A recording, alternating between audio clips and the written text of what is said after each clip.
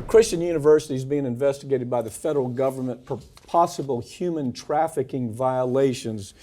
Wow. I looked at this story. This is Olivet University. It's a Christian college. It's not well known. I hate to even throw the word Christian college around it.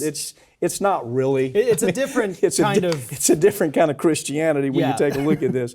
Labor trafficking, human trafficking, sex trafficking, you name it. It seems to be connected up in some way.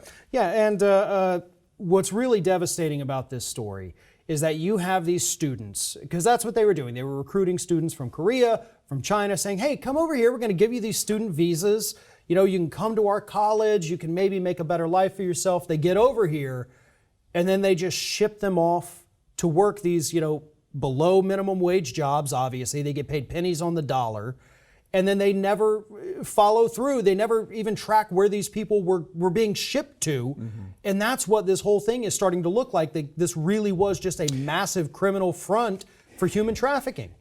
As you look at this story, Newsweek came out with this story. Yeah. Now, I was really interested in that because Newsweek, one of the owners of Newsweek, is directly tied to this Christian university. I mean, not only that, but the other 50% that it controls this university is a guy named Dev Pragad. He's the one that has the Jang's Christian sect. It is a weird Christian sect. And so you got 50% owned by the people that, any way you cut it, somebody knew what was going on.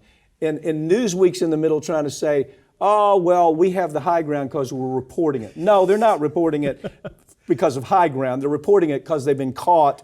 Listen, 2 years ago, these folks were fined $1,700,000 for fraud and money laundering. And now this is surfacing. Well, that's because of the fraud and money laundering investigation. They didn't go far enough. Why are you laundering money? Yes. Where is the fraud? And so they had to come back after these other allegations came out and they said, oh God, I'm sorry, we forgot the other half of our investigation. Well, they literally stopped the investigation. Had they gone on and followed the money trail, Department of Justice, I say it again and again, if it's not low-hanging fruit, if they can't go in and tie the case up in a month, or if there's any shot that they might lose, they're not going to do it. This is a great example of it. This should have been caught a long time ago. The same time they caught him for money laundering, same time they caught him for fraud. They should have continued the investigation. This story never should have developed.